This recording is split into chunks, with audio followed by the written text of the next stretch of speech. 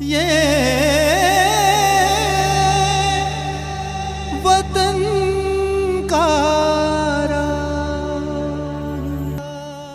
वतन करा के श्रोताओं को सुधा अनुपम का नमस्कार। कुछ बात है कि हस्ती मिटती नहीं, हमारे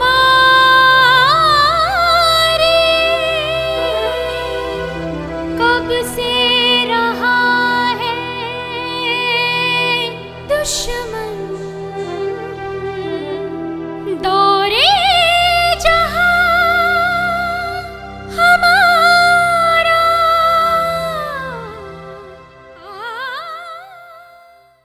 जिस दौर में आज़ाद भारत का सपना देखना भी अपराध था, उस दौर में अंग्रेजों के खिलाफ क्रांतिकारियों के दल में शामिल होना कोई आसान काम नहीं था। इसके लिए सपने को हकीकत में बदलने का जबरदस्त जुनून और अदम्य साहस की अग्नि परीक्षा से गुजरना पड़ता था। भूख प्यास और यातना पर मानसिक रूप से विजय पा चुके महायोद्धाओं के दम पर ही अंग्रेजों के खिलाफ भारत में क्रांति की ज्योति जलती रही।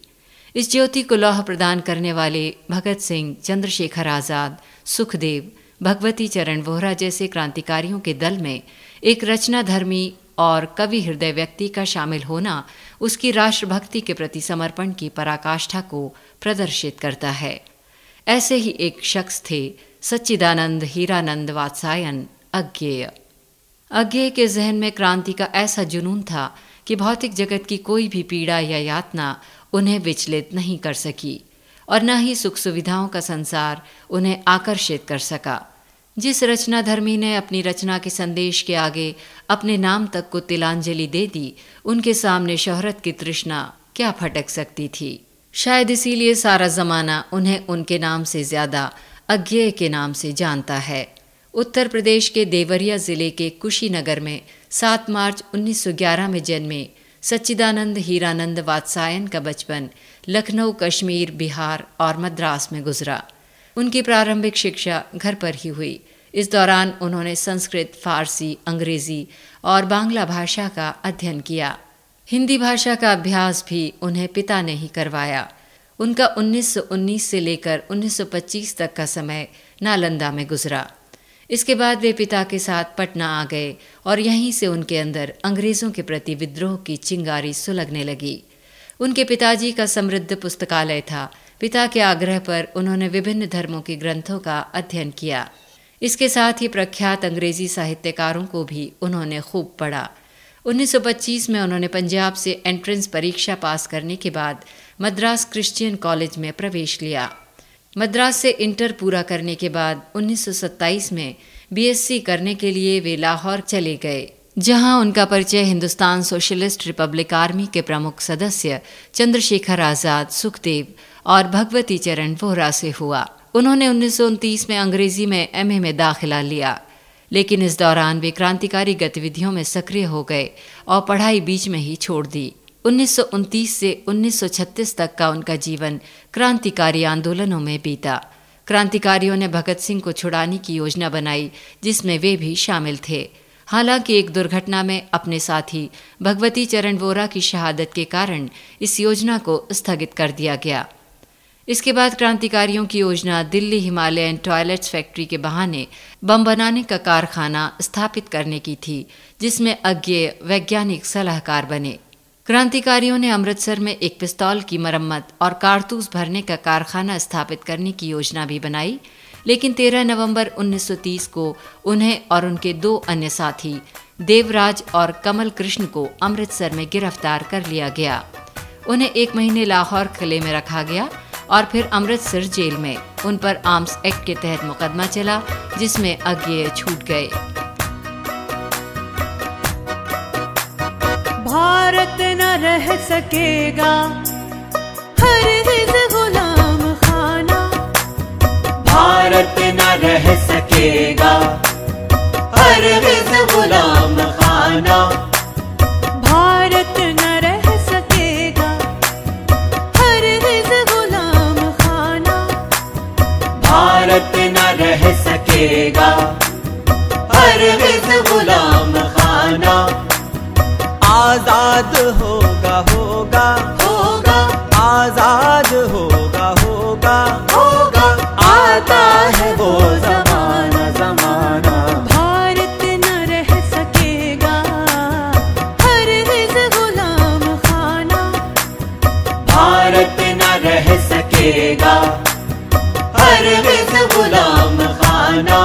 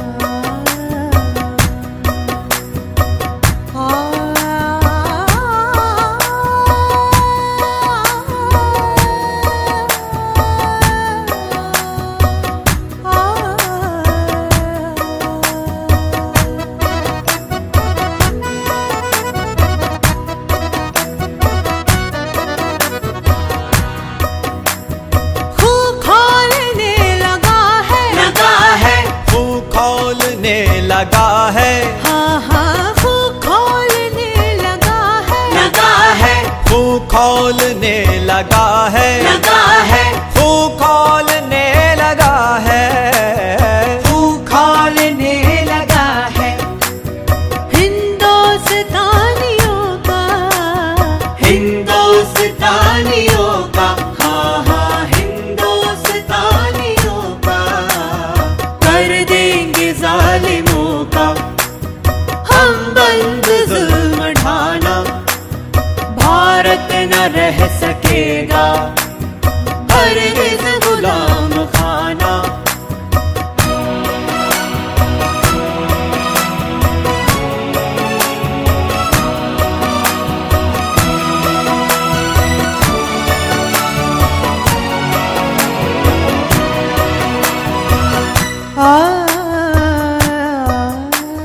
कौमी तिरंगे झंडे बेजान सार अपनी।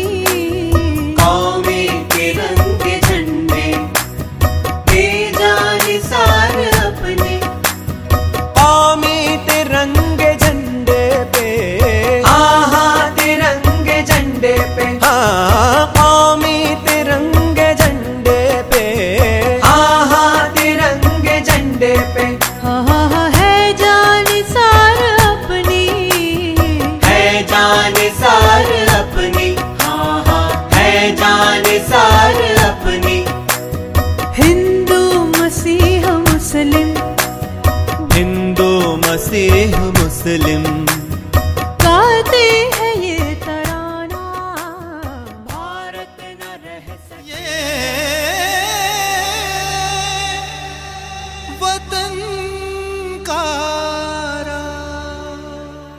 अज्ञेय पर 1931 में एक दूसरा मुकदमा चलाया गया जो 1933 तक चलता रहा।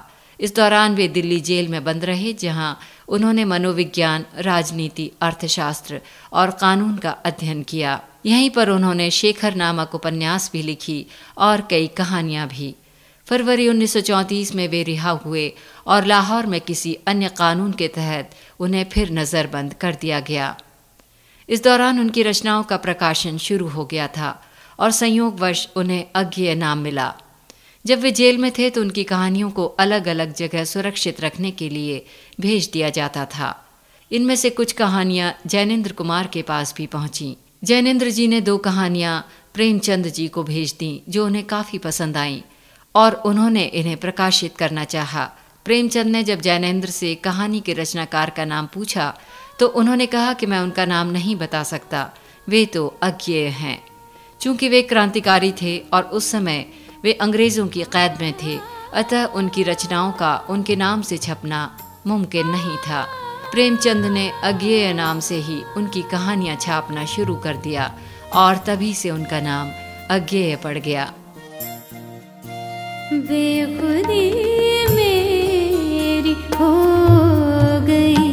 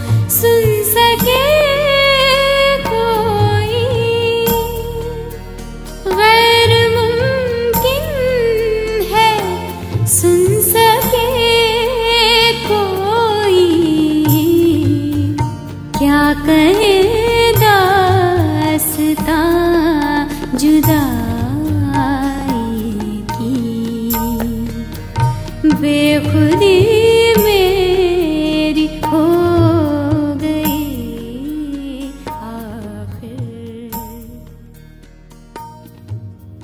मदनी वतन का लगातार जेल और नजरबंदी से मुक्त होकर 1936 में अज्ञेय सैनिक के संपादन मंडल में शामिल हुए। इस दौरान उन्होंने मेरठ के किसान आंदोलन में भी भाग लिया। बनारसी दास चतुर्वेदी के आग्रह पर 1937 में उन्होंने विशाल भारत का संपादन किया। 1939 में विशाल भारत को छोड़कर उन्होंने ऑल इंडिया रेडियो दिल्ली में नौकरी कर ली। दिल्ली से लौटने के बाद उन्होंने कई पत्र पत्रिकाओं का संपादन किया। उन्होंने 3 उपन्यास लिखे। उन्होंने कई काव्य संग्रह और यात्रा वृतांत भी लिखे। उनके निबंध संग्रह भी प्रकाशित हुए और उनकी डायरियां भवंती तथा अंतरा और शाश्वती नाम से प्रकाशित हुईं। उनकी कृति आंगन के पार द्वार को 1964 का साहित्य अकादमी पुरस्कार मिला तथा कितनी नावों में कितनी बार पर ज्ञानपीठ पुरस्कार मिला। अज्ञेय के व्यक्तित्व के कई आयाम थे। वे क्रांतिकारी प्रयोगवादी कवि होने के साथ पत्रकार के रूप में हमेशा याद किए जाएंगे। जब तिलाही रंग सिखों को नचाया जाएगा, जब तिलाही रंग सिखों को नचाया जाएगा, जब मेरी गैरत को दौलत से लड़ाया जाएगा, जब मेरी गैरत को दौलत से लड़ाया जाएगा, जब रंग इखलास का मेरी दबाया जाएगा। है वतन, है वतन, है वतन, उस वक्त भी मैं तेरे नगमे गाऊंगा और अपने पाँव से अम्बारे से ठुकराऊंगा, और अपने पाँव से अम्बारे से ठुकराऊंगा।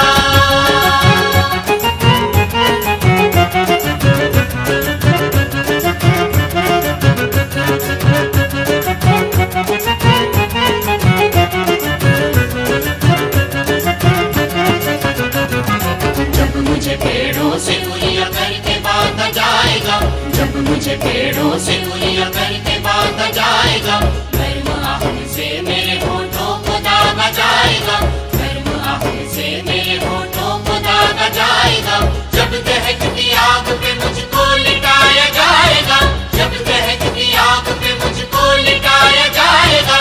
है वतन, है वतन, है वतन, है वतन, उस वक्त भी मैं तेरे नगमे गाऊंगा, तेरे नगमे गाऊंगा और आग पे सो जाऊंगा, तेरे नगमे गाऊंगा और आग पे सो जाऊंगा।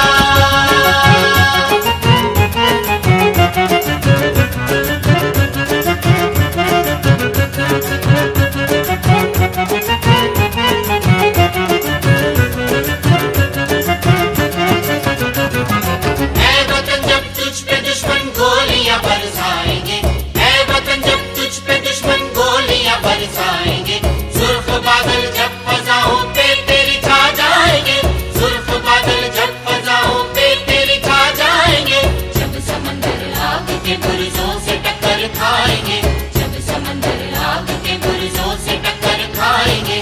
है वतन, है वतन, है वतन, है वतन, उस वक्त भी मैं तेरे नगमे गाऊंगा, तेरे की झंकार बन के मिसले तूफान आऊंगा, तेरे की झंकार बन के मिसले तूफान आऊंगा।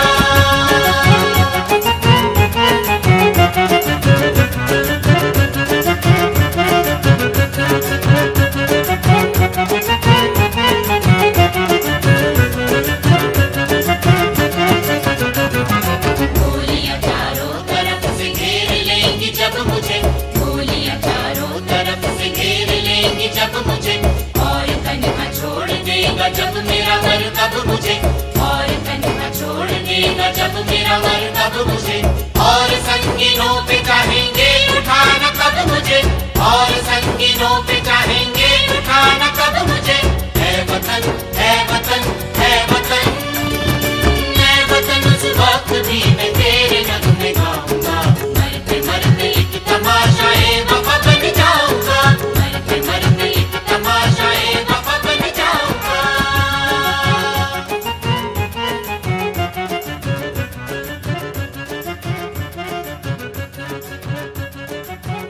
ये वतन का